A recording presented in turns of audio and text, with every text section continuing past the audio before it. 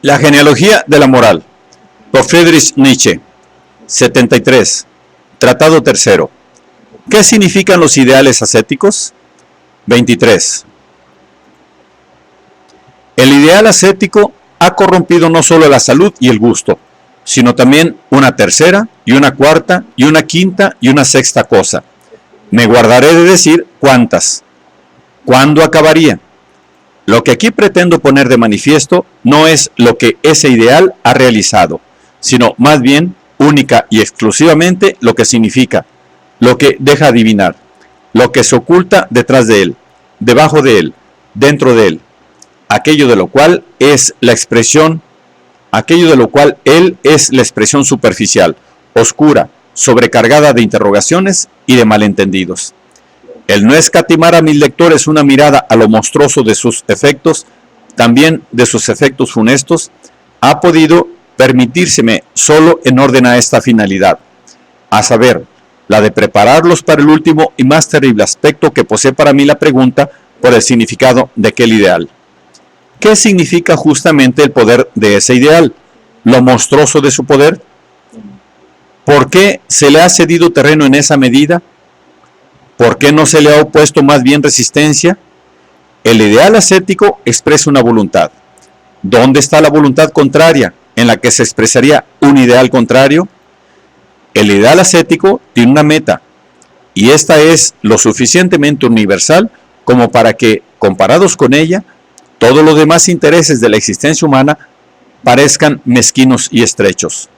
Épocas, pueblos, hombres, interprétalos implacablemente. El ideal ascético en dirección a esa única meta. No permite ninguna otra interpretación, ninguna otra meta. Rechaza, niega, afirma, corrobora únicamente en el sentido de su interpretación. ¿Y ha existido alguna vez un sistema de interpretación más pensado hasta el final? No se somete a ningún poder, sino que cree en su primacía sobre todo otro poder. En su incondicional distancia de rango con respecto a otro poder, cree que no existe en la tierra ningún poder que no tenga que recibir de él un sentido, un derecho a existir, un valor como instrumento para su obra, como vía y como medio para su meta, para una única meta. ¿Dónde está el antagonista de este compacto sistema de voluntad, meta e interpretación? ¿Por qué falta el antagonista? ¿Dónde se encuentra la otra única meta? Se me dice que no falta, que no solo ha luchado largo tiempo con éxito contra aquel ideal, sino que incluso en todos los asuntos principales se ha enseñoreado ya de él. Testimonio de ello sería de toda nuestra ciencia moderna. Esa ciencia moderna que, por ser una auténtica filosofía de la realidad, evidentemente no cree más que en sí misma.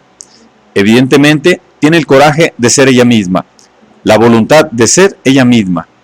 Y hasta ahora se las ha arreglado bastante bien sin Dios, sin el más allá, sin virtudes negadoras. Ahora bien, ese ruido y esa locuacidad de agitadores no me produce ninguna impresión. Esos trompeteros de la realidad son malos músicos. Sus voces no ascienden desde lo profundo de un modo suficientemente perceptible. En ellos no habla el abismo de la conciencia científica, pues un abismo es hoy la conciencia científica. En los hocicos de tales trompeteros, el vocablo ciencia es sencillamente una impudicia, un abuso, una desvergüenza. La verdad es cabalmente lo contrario de lo que aquí se confirma, de lo que aquí se afirma. La ciencia no tiene hoy sencillamente ninguna fe en sí misma, y mucho menos un ideal por encima de sí. Y allí donde aún es pasión, amor, fervor, sufrimiento, no representa lo contrario de aquel ideal ascético, sino más bien la forma más reciente y más noble del mismo. ¿Os suena extraño esto? Es cierto que también entre los doctos de hoy hay bastante pueblo honrado y modesto de obreros, el cual se complace en su pequeño rincón, y que, por el hecho de complacerse en él, a veces eleva un poco inmodestamente la voz, diciendo que hoy debemos estar contentos en general, sobre todo en la ciencia, pues precisamente en ella hay tantas cosas útiles que hacer. No objeto nada, y lo que menos quisiera yo es estropearles a esos honestos obreros su placer en el oficio. Pues yo me alegro de su trabajo. Pero el hecho de que ahora se trabaje con rigor en la ciencia y de que existan trabajadores satisfechos no demuestra en modo alguno que la ciencia en su conjunto posea hoy una meta, una voluntad, un ideal, una pasión propia de la gran fe. Como hemos dicho, ocurre lo contrario. Allí donde la ciencia no es la más reciente forma de aparición del ideal ascético, son casos demasiado raros, nobles y escogidos como para que el juicio general pudiera ser torcido por ellos. La ciencia es hoy un escondrijo para toda especie de mal humor, incredulidad, gusano roedor, desprecio, sí, desprecio de sí, mala conciencia, es el desasosiego propio de la ausencia de un ideal, el sufrimiento por la falta del gran amor, la insuficiencia de una sobriedad involuntaria. Oh, cuántas cosas no oculta hoy la ciencia, cuántas debe al menos ocultar. La capacidad de nuestros mejores estudiosos, su irreflexiva laboriosidad, su cerebro en ebullición día y noche, incluso su maestría en el oficio. Con cuánta frecuencia ocurre que el auténtico sentido de todo eso consiste en cegarse a sí mismo los ojos para no ver algo. La ciencia como medio de aturdirse a sí mismo. ¿Conocéis esto? A veces, con una palabra inofensiva, herimos a los doctos hasta el tuétano. Todo el que trata con ellos lo ha experimentado. Indisponemos contra nosotros a nuestros amigos doctos en el instante en que pensamos honrarlos.